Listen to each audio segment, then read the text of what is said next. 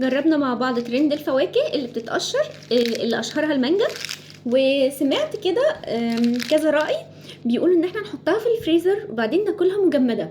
فتعالوا نجربها بعد ما حطيتها في الفريزر وجمدتها، هيبقى طعمها هو ولا مختلف. هنبدأ بالمانجا.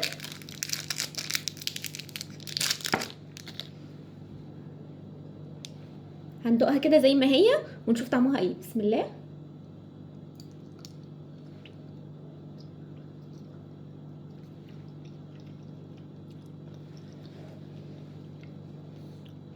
تصدقوا ان طعمها فعلا احلى. طعمها كأنك جبت قطعة مانجا وحطيتها في الفريزر وبتاكلها ساقعة كده وفريش، وهي طعمها اصلا المانجا بتاعتها حلوة، عجباني قوي كده. حطوها في الفريزر يا جماعة.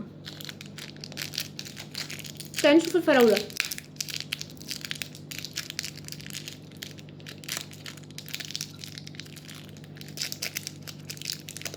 الفراولة ايه هي؟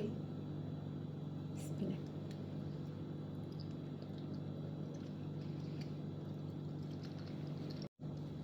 برضه طعمها احلى من هي مش في الفريزر، يعني ما اتحطت في الفريزر بقى طعمها احلى بكتير.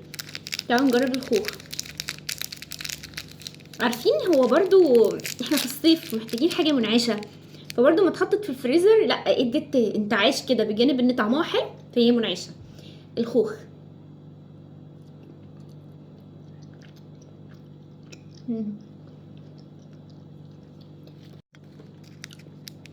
برضو حلو قوي. التلاتة عجبوني، واكترهم فعلا المانجا. فعلا اتغير طعمها خالص لما اتحطت في الفريزر، بقت احلى كتير، بقت اكثر انتعاشا والطعم بتاعها ظهر اكتر كده. حطوها في الفريزر يا جماعه، نصيحه.